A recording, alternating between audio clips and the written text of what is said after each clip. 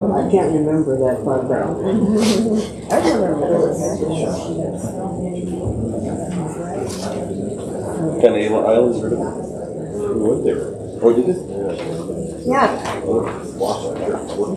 Oh, we've been on 2004. Been on the boat? Hovercraft? Oh, I saw that. They didn't tell me to go. Did you take any medicine? No. Oh, Jeff. You didn't listen to me. Yeah, No. no. Oh, yeah, maybe. Yeah, there's some pretty good. Here, I'll. Did you forget your allergy cup? I feel it's like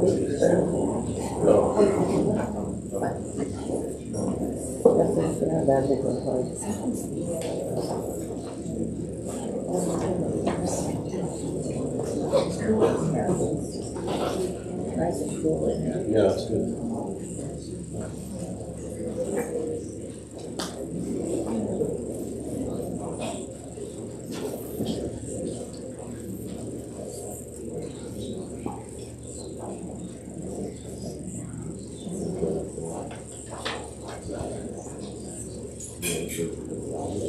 No, cool.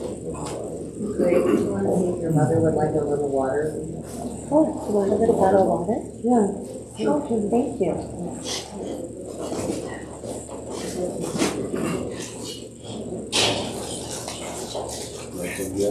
I have.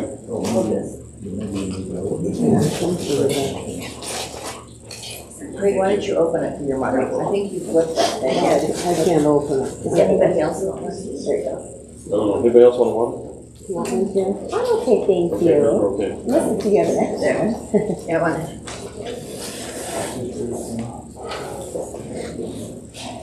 Oh, and then I think you just drink it.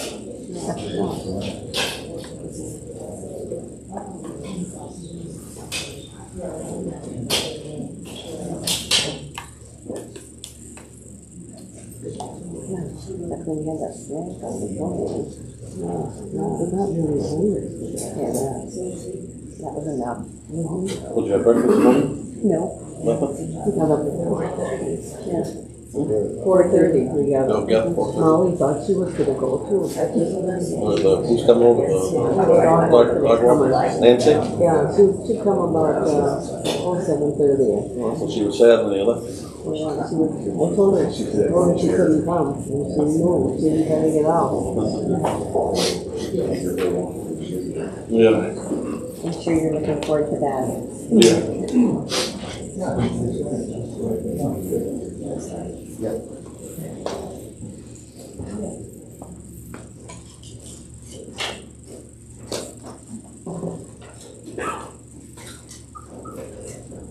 Good morning.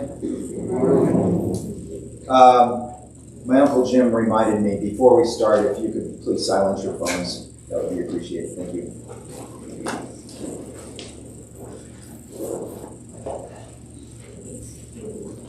My name is Lee Bird. I'm Elizabeth's brother, and we would like to thank all of you for being here this morning as we remember Elizabeth and take a few moments to celebrate her adventurous life. As I was preparing my notes, I couldn't remember if I called her Liz or Elizabeth.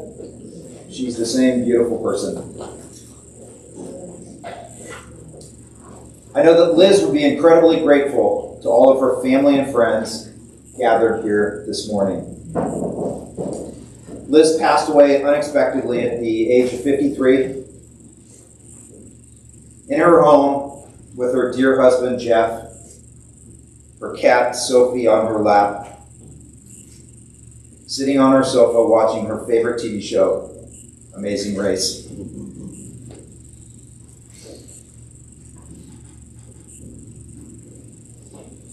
Elizabeth's death has been an absolute shock to all of us. You have all kindly reached out with condolences to Jeff, his family, my family, and we are deeply grateful for your kind words, thoughts, and prayers. I know that all of you are hurting as well.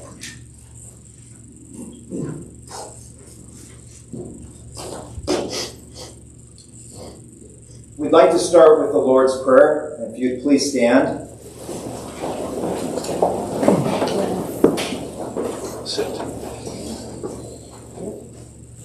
As a kid, the church that I went to, we used to hold hands. If you're comfortable with that, I think that would be appropriate.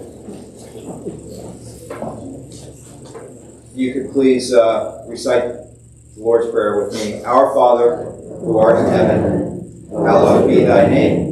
Thy kingdom come, thy will be done, on earth as it is in heaven. Give us this day our daily bread, and forgive us our trespasses, as we forgive those who trespass against us. And lead us not into temptation, but deliver us from evil.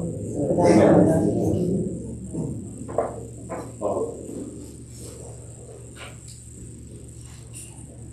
At this time, I'd like to invite up Elizabeth and Jeff's good friend, Amit Patel, to read a couple of scriptures for us.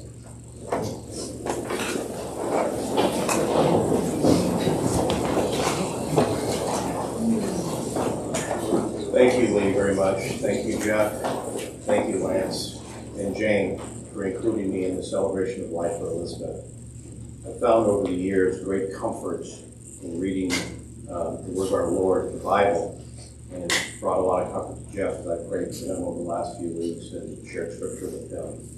So let me start by reading Psalm 23, a psalm of David. The Lord is my shepherd, I shall not want. He makes me lie down in green pastures. He leads me beside the quiet waters. He restores my soul. He guides me in the paths of righteousness for his name's sake.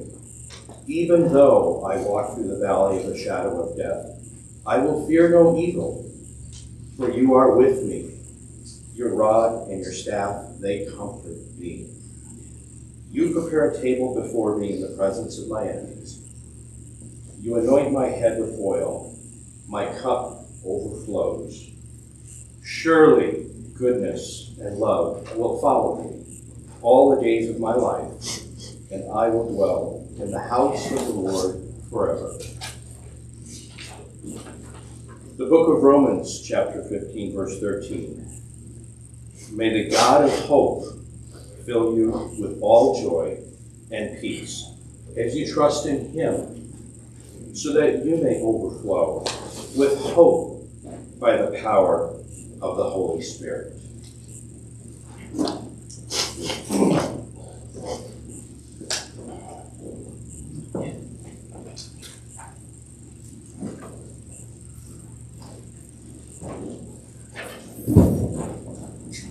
Oh, just this way.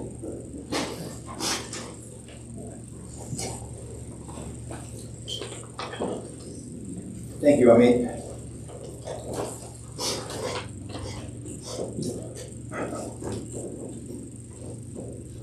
It is important for us to remember how special Elizabeth was.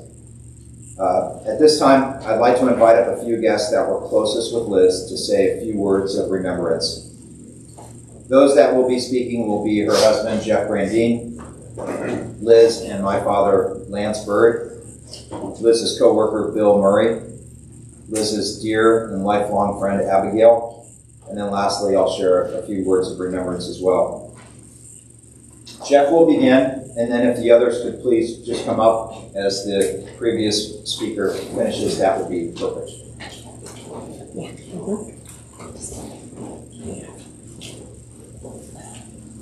Thank you, Lee. Good morning. Good morning. Thank you again for coming for this not so, well, very solemn occasion, but 5 more minutes.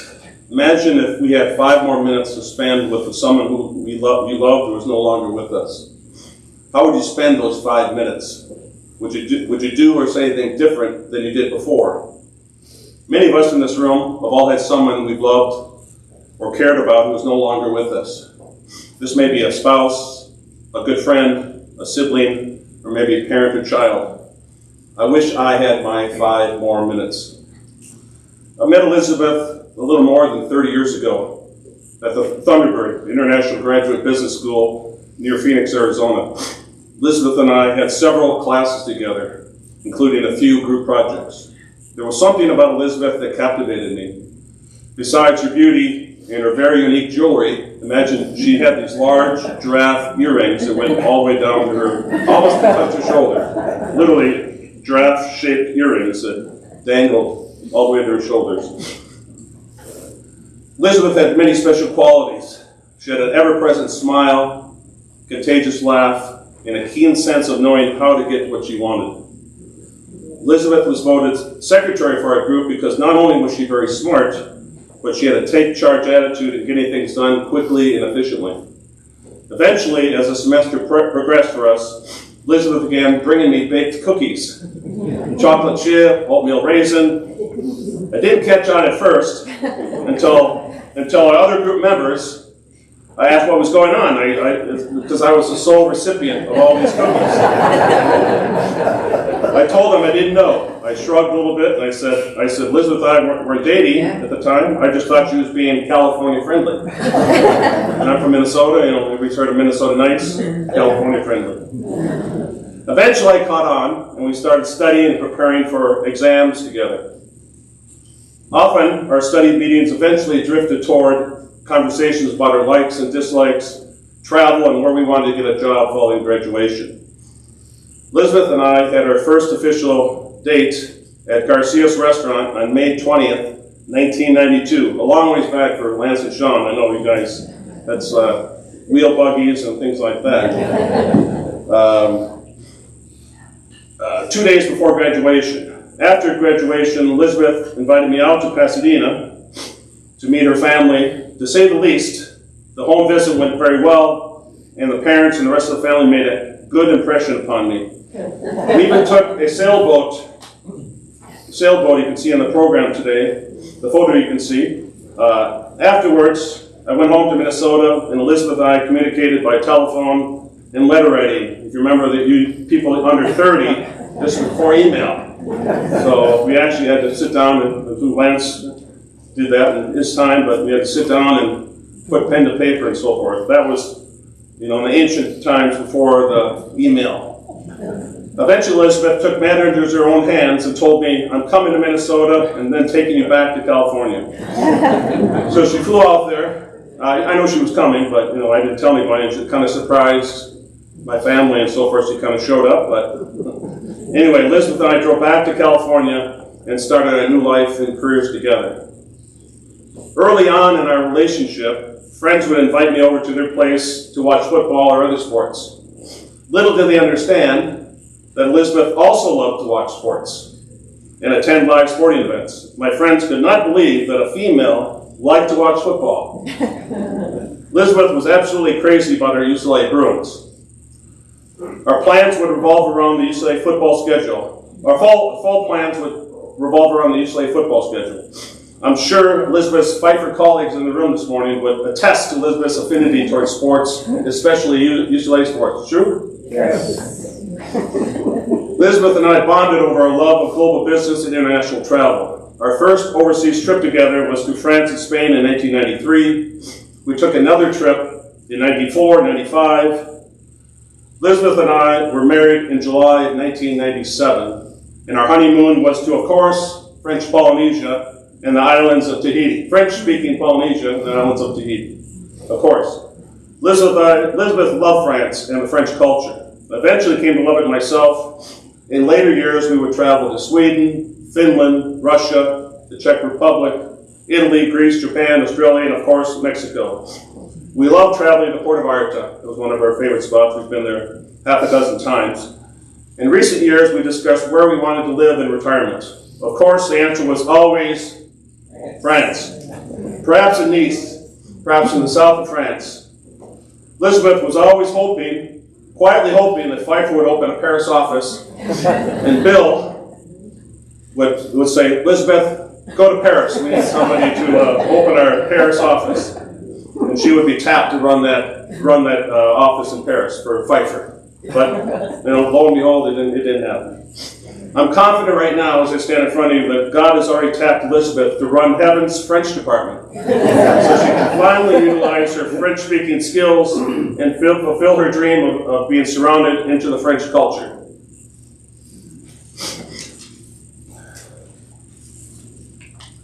Over these past few weeks, Elizabeth's friends and office mates at Pfeiffer and elsewhere have reached out to me to express their profound sadness about Elizabeth's death, as well as touching me with their stories of the strong impact she had on them. I've been deeply moved, especially by comments from Elizabeth's colleagues at Pfeiffer. I even saw the picture board up front as you came in. It's touching for the whole family. Many of you mentioned Elizabeth's strong commitment to excellence, her sense of humor, her wit, her infectious smile. She was one in a million, they said. During the recent pandemic, Elizabeth did not slow down. She was at her home desk early each morning, working hard as if she owned the place. I'm sure Pfeiffer will have a very difficult time finding another Elizabeth. If I had my 5 more minutes to spend with Elizabeth, I'd tell her how much I loved and appreciated her. Lance and Jane raised a wonderful daughter. Elizabeth cherished her long friendship with Abigail. Elizabeth loved her brother Lee and sister-in-law Pat, and just adored her 2 nephews, Lance and Sean. Elizabeth also found a unique kinship with her Pilates friends, several of whom are here today. Thank you for coming. Elizabeth was my companion and best friend for over 30 years. She was an excellent wife to boot. Simply top-notch. Bon voyage, mon amour. Rest in peace, sweet Elizabeth. Until we meet again. Thank you.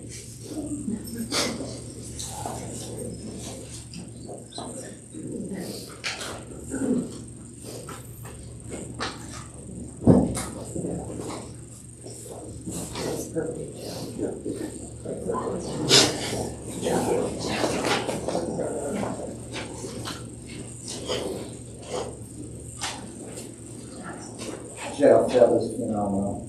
I appreciate so much your A little words louder, there. Lance. Just extraordinary.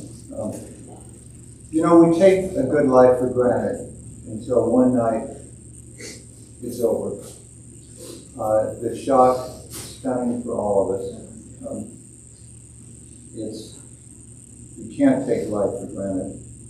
Elizabeth Mother, my wife of 60 years, have been so comforted by all of you with your strong, generous support and condolences.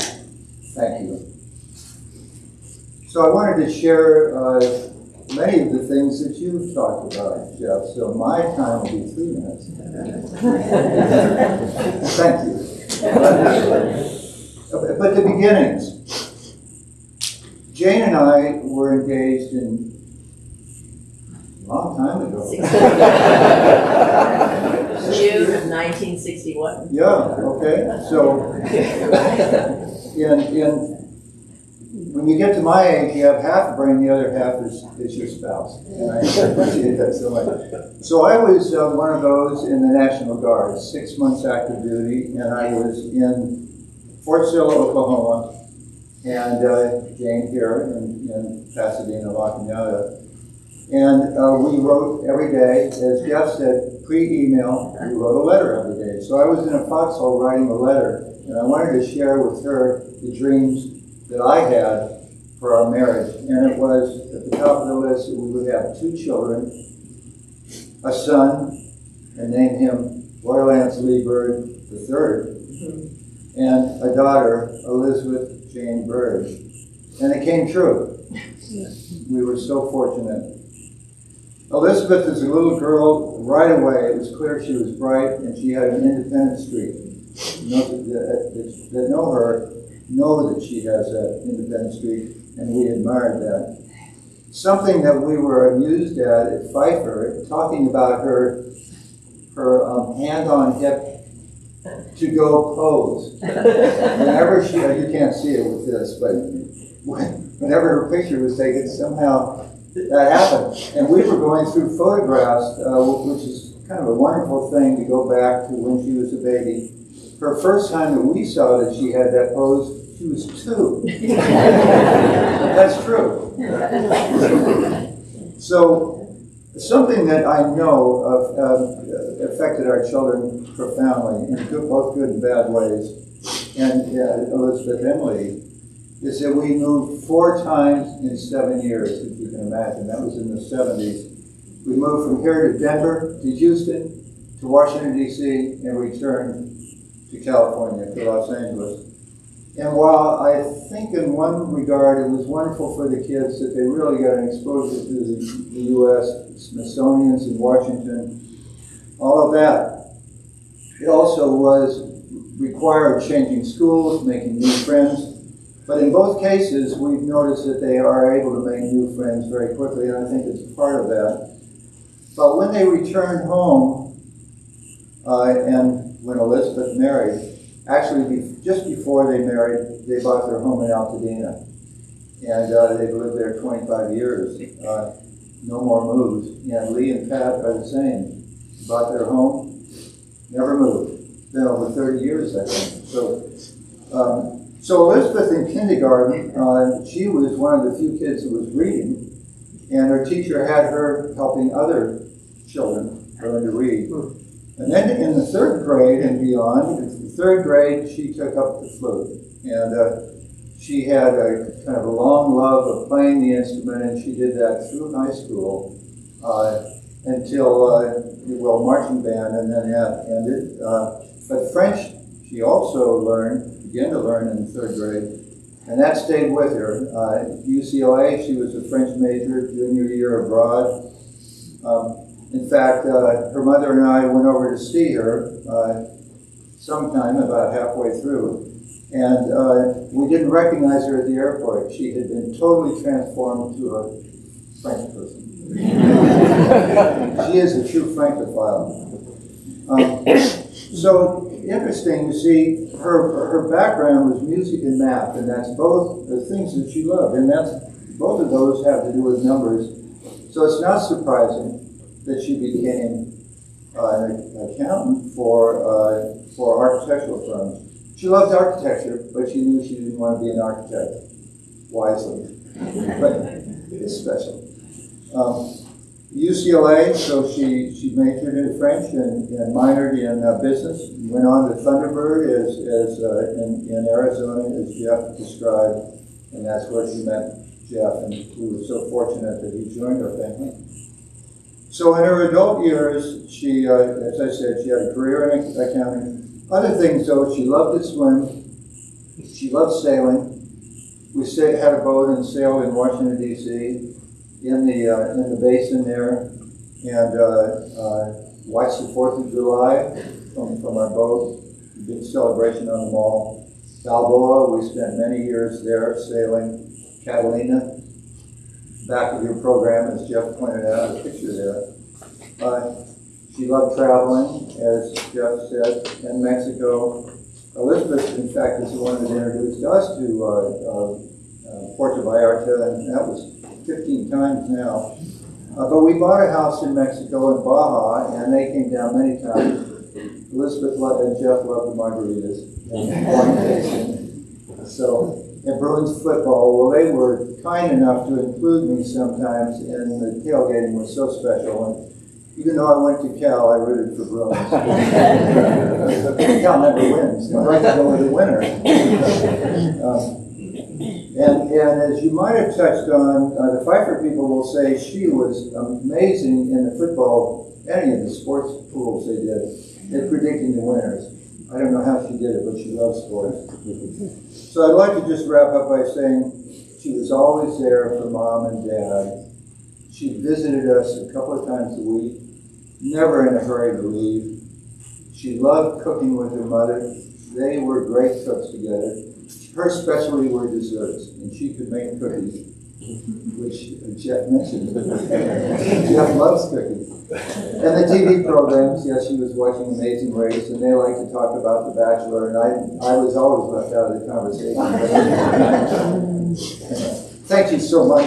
And now I'd like to introduce Bill Murray from Franklin Partners.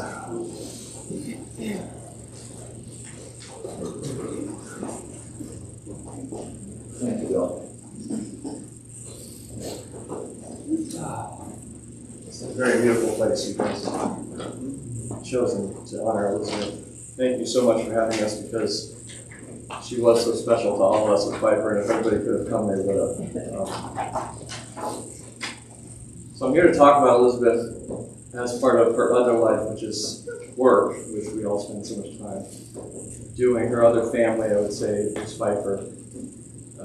And we're so distraught at her passing still. Not a day goes by where I don't think, oh, I got to tell Elizabeth this, or what did she do with those numbers? What are we going to do without her is a big question yet to be answered. And as Jeff alluded to, we'll never replace Elizabeth. She was that special. So it's a hard adjustment for all of us, but especially all of you and your family. It was so sudden. She was a wonderful person to all of us, and she was always there. We have our family lives, and we have our office lives, and we spend a lot of time with our colleagues, mapping out what we're going to do. And she was key in mapping out what Pfeiffer and our firm was going to do over the course of 21 years, particularly the last 8, when she really stepped up into a role that she had just passionately taken on, more than just a controller. She took control when she was asked, and she defined the word controller, because she had that character. If you talked to her about something, you didn't even ask, it would be delivered like 2 or 3 hours later, for something that she was doing. Lupe reminded me that I forgot this, on her first day at Hardy Holson Pfeiffer, which was 21 years ago, that apparently Lupe was at the desk all frantic because apparently the current receptionist had just had a nervous breakdown and had fled the office. Probably something to do with Norman Pfeiffer, I'm not sure. And Elizabeth was watching all of this, and days later in her kitchen said to Lupe, what did I get myself into? But this was, the beginning of 21 years with us. She was a unique individual. She was so smart, savvy. She had a really good sense of accounting and what it takes to do architectural business. Clients and consultants, I can't tell you the outpouring from clients and consultants who have said, and they hear the news, oh my gosh, she was such a wonderful person. With our recent merger with Perkins Eastman Architects, even all the accounting people in New York have said what a great leader she was. And she was so good at what she did that she was asked to help with other mergers and acquisitions that the firm was doing. Lance and Jane and her family. As an architect, I'm sure all the countless hours of hard work that you did as a firm, and as we all do, you bring all that home into our daily lives, and undoubtedly that influenced her during her childhood, growing up, and as she got out of school. And that became an influence in her life and how she was in her career. As her Pfeiffer family, we were fortunate beneficiaries of that talent. And the years with us, and she became, over that, as I mentioned, the critical linchpin in anything we did financially in the firm. At the same time, from the business side, she built a lot of friendships within the office. Colleagues respected her. She was always at all the office events. She made time for anyone in the firm who needed help or just advice on anything. She was just that kind of person. As we mourn her passing, I wanted to share with all of you some of the statements that all of our people in the firm have made about Elizabeth and what she meant to them. And it's amazing that we all think of her in the same way. Some of the comments were, we remember your smile and humor, her calm competency, her warmth. Somebody said, Elizabeth, you influenced me. You were a key contributor to our lives. I will remember your intelligence and wit. You always had a twinkle in your eye. We are all the better for knowing you. For she was a core part of Pfeiffer, and we will always remember her smile and unique laugh. We were blessed to know her. We will remember her smile and laughter. She did have a unique laugh. You could hear it across the office. These were just some of the comments that people in the office made, and I'm sure if you talk to anybody, they would have valid stories to tell. It made me think of It's a Wonderful Life, the movie, in which she didn't really know how people felt about her. I mean, there were so many ways that she impacted people. And that movie is a microcosm of that. And I think you all just want to know how appreciated she was within all of our friendships. There were also some more lighthearted occasions that happened in the firm over the time, and I think you both mentioned football. Her passion for college sports, especially UCLA, even if they were winning or losing. We had rivalries in the office in Pac-12, and it really got ugly at times. She was always on top of all the scores, Lance, as you said. She knew all the key moments of a UCLA win or loss, more losing lately, but they'll get that. And she was just a huge fan, and we'll miss all that.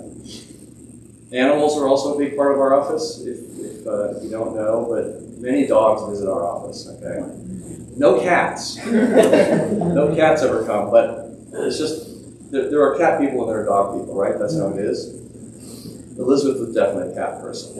She was a very private person, quiet, doing her work, but then there were moments where she just came out of her corner of the accounting and said something remarkable.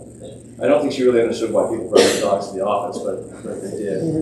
In fact, Lupe reminded me again of something the other day we were talking, and she reminded me, I guess it was our last gathering in the office during Christmas or something, where somebody was talking about dogs, and I made a comment about, oh, I have a pillow at home that says a dog. A house is not a home without a dog. Well, apparently this really pissed her off. She never told me this, but that's apparently, and I wish now that we could have chuckled about it and had a conversation about it. She had that look, if you knew Elizabeth, she had that look of calm, but you could see if she was getting irritated, right? Her face would start to get redder, and then she would sort of have this statement about something. She also didn't like the office Christmas white elephant, Christmas present exchanges, because she didn't like the notion of a gag gift. So she was very vocal about this. So in the last one we did in December, we actually did a raffle with real presents, so she was much happier. In closing, I know through our office events that she loved you all to no end. She spoke with you all every day. She loved baking with you, Jane. She always talked about traveling with Jeff and her friends. And also, always Paris. And I'm going to miss that because I was a beneficiary of her trips to Patrick Roger Chocolate on the Champs-Élysées, but she was always so great about bringing treats back to the office, and she loved Paris. She was a singular and unique person in our office and clearly had an influence on many people. Life will not be the same at Pfeiffer since she's gone, but I believe in life as we must somehow move forward, we will take the time we had with her and make sure that we nurture all the work she did for all of us at Pfeiffer, and that we don't ever lose sight of what she did. The foundation she helped build in advance. And it makes me think of a poem that I've always loved, which I'd like to share just for a second, called She Is Gone. You can shed tears that she is gone, or you can smile because she has lived. You can close your eyes and pray that she will come back, or you can open your eyes and see all that she has left. Your heart can be empty because you can't see her, or you can be full of love that you shared. You can turn back on tomorrow and live yesterday, or you can be happy for tomorrow because of yesterday. You can remember her and only that she is gone, or you can cherish her memory and let it live on. You can cry and close your mind, be empty and turn your back, or you can do what she would want, smile, open your eyes to love, and go on. We'll miss her.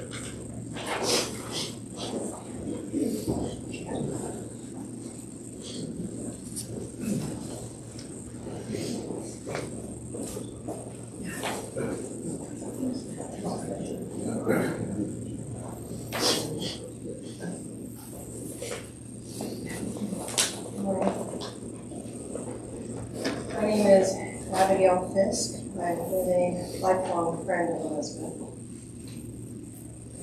48 years ago, two 8-year-old girls moved from different parts of Texas to Northern Virginia.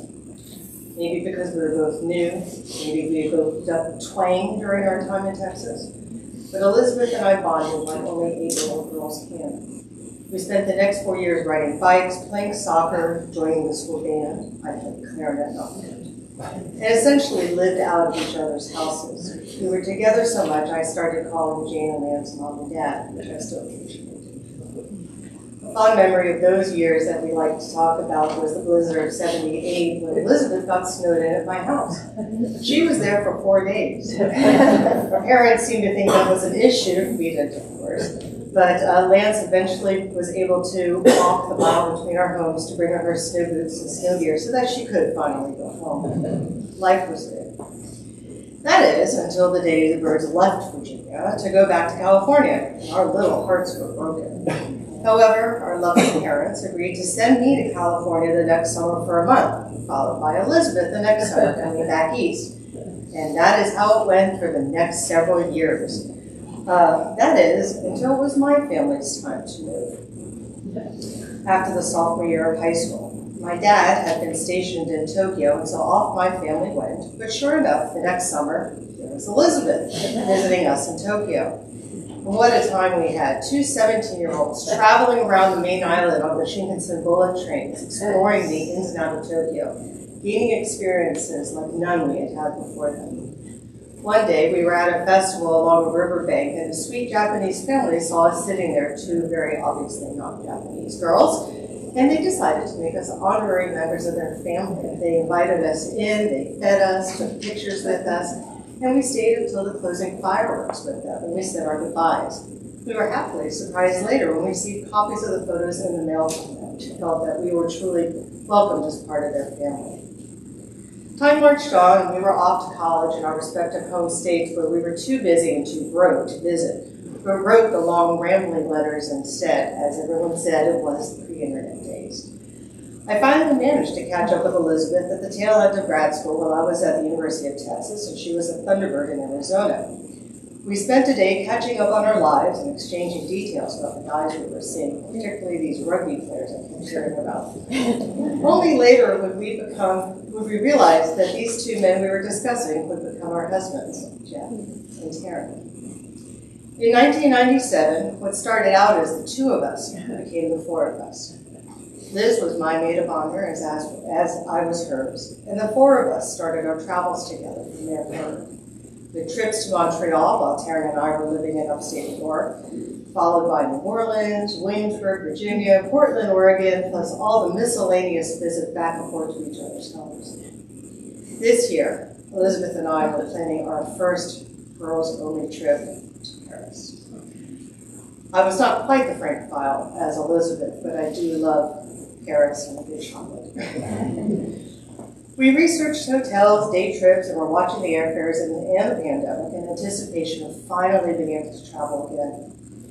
And I will never be able to think of Paris or anywhere in France again without associating it with Elizabeth. There's a prayer we sing in my synagogue to offer healing to those in need, whether from injury or from loss, and I've always thought the words were beautiful. May the source of strength, who bless the ones before us, help us find the courage to make our lives a blessing, and let us say, Amen. In the Jewish faith, death is not a tragedy, even when it occurs in life or through unfortunate circumstances. Death is a natural process. Our death, like our lives, have meaning and are all parts of God's plan. And so I close with the phrase, may her memories be a blessing to us all. I will always consider myself fortunate for her love, her friendship, and all the memories we make together. Thank you.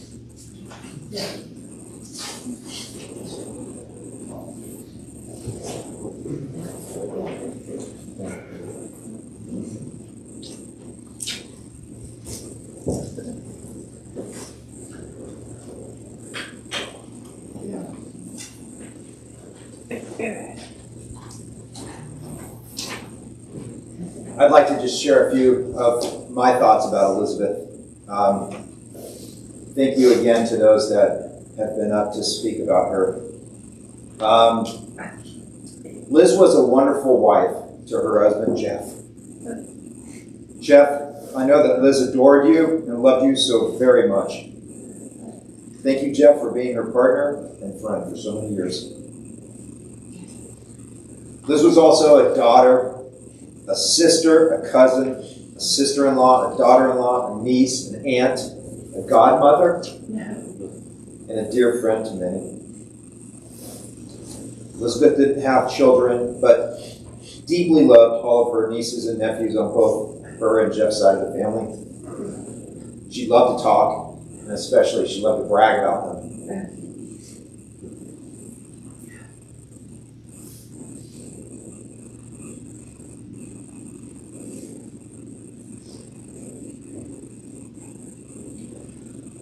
Liz had incredible style.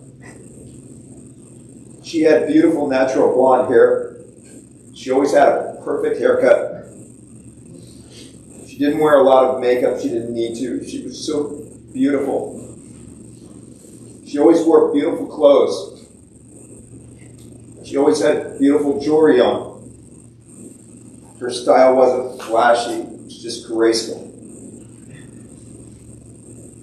She always looked so special.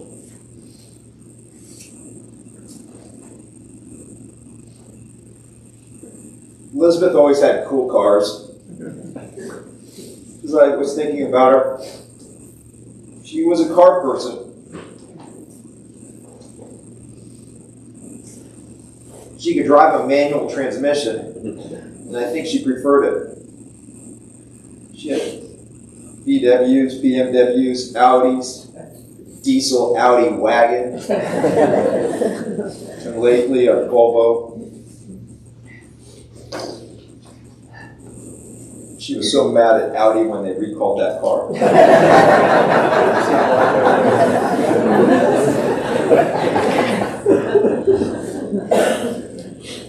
I didn't put it in my notes, but I just thought also, she might have been the last person I knew that had a cell phone. She really didn't want one. And even just within a year or two, I sent a text message and I got a reply back the next day, and it shocked me.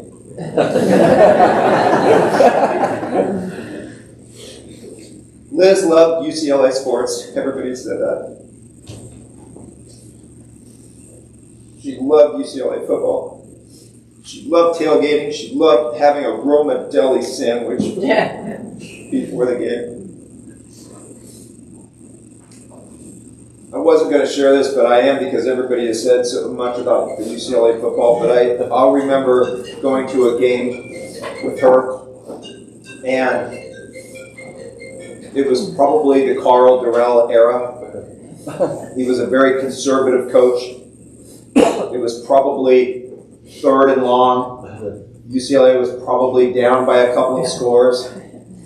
And Carl Durrell probably handed the ball off to the running back and went for 1 or 2 yards on what was probably a passing play. And I remember Elizabeth standing up, arms in the air, screaming, "Oh, come on!" And I can't even do her justice. Yeah. You knew what she thought about me. She was very clear about that. Of course, Liz loved to cook and enjoy a great meal. It wasn't, I don't think, just about the cooking, but it was about the community and being with people and sharing that meal. She could bake. I've heard cookies. I remember her pies. Liz, thank you so much for sharing your passion for baking.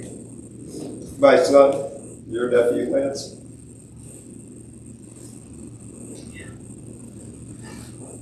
I got an email from one of Elizabeth's co-workers in the early years, Robert Lawson, and he shared with me the following thought, which I think really sums up who she was so very well. Robert said, her desk was in the front office. She always had this great, unrestrained laugh that we could hear back in the studio. I could always tell that there was good conversation going on up there. I look back fondly on those times.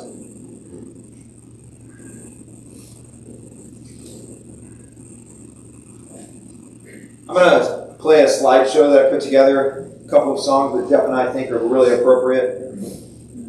I think very quickly you'll begin to see a theme. Liz loved her family and friends. She loved to enjoy a great meal with a glass of wine. She loved to travel, especially with Jeff. There were always pies and birthday cakes.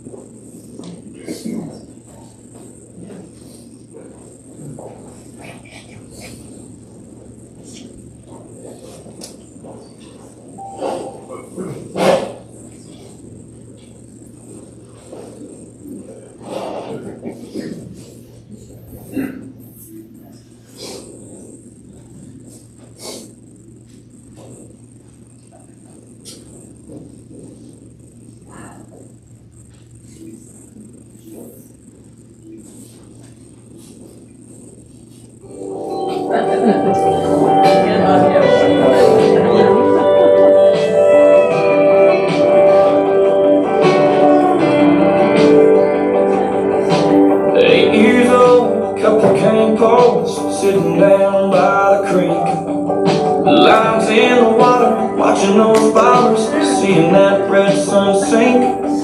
Mama's on the porch yelling supper's hot. Y'all come and get it. We yell 5 more minutes. At 16 it was 12:03, standing at her front door. Katie's dad said midnight, but we needed just a little more. Yelling and flipping on and off, interrupting that good night kissing. We wanted 5 more minutes. Time goes by,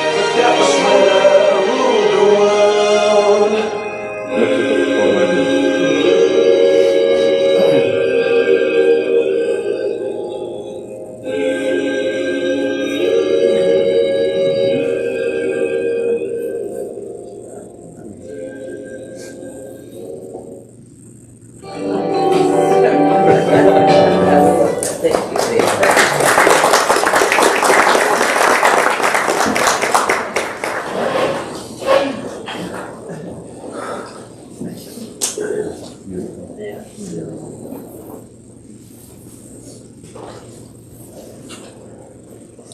we close this service and celebration, I'd like to thank those that have helped us through this the best that they could. First, I'd like to thank Elizabeth Schreiber of Mountain View Mortuary and all of the staff here for all of the help that you've given our family. Thank you to all of you very much for being here, and especially for being part of Elizabeth's life. I know that Liz is with other family members that have gone before her, watching over us here in this beautiful chapel. I'm sure she's upset that her life was cut short. She would have wanted to travel more, have more wonderful meals, especially to spend more time with all of you. I'd like to thank my wife, Pat. I love you very much. Thank you for being the rock in our household, as I've really had a difficult time understanding, dealing with this. You've done so much, thank you.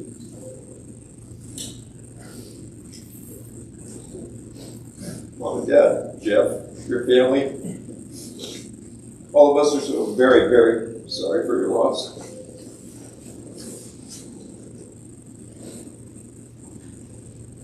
Jeff chose the Coldplay song Viva La Vida for this live show. He said it was one of our favorites. Viva La Vida means long live life. It's a song about King Louis XVI of France. Elizabeth loved her life. She loved France. Long live life, Elizabeth. Liz, I love you. I miss you so very much. We will now have a brief reception outside.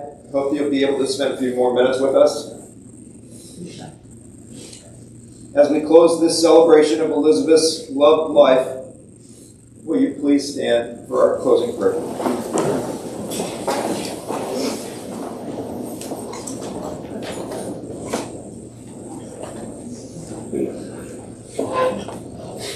May the Lord bless you and keep you. The Lord make his face shine upon you and be gracious unto you. The Lord turn his face toward you and give you peace. Amen. Thank you very much for being here.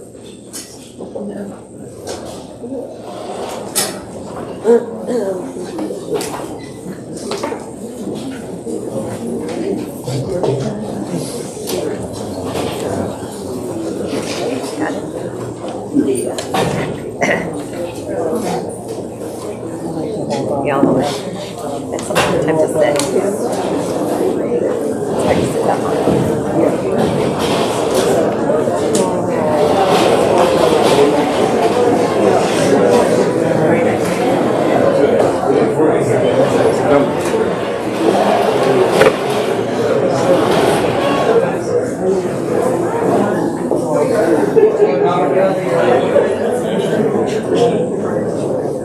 A little later.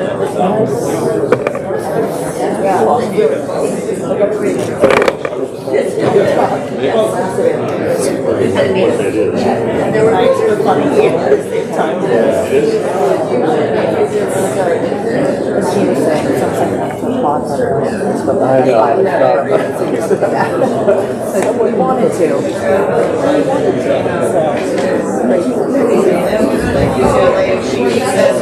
She needs us at the notes, and she needs me at the airport. Like, sorry, it's not her. Better than the husband. I gotta grab the USB before I forget it.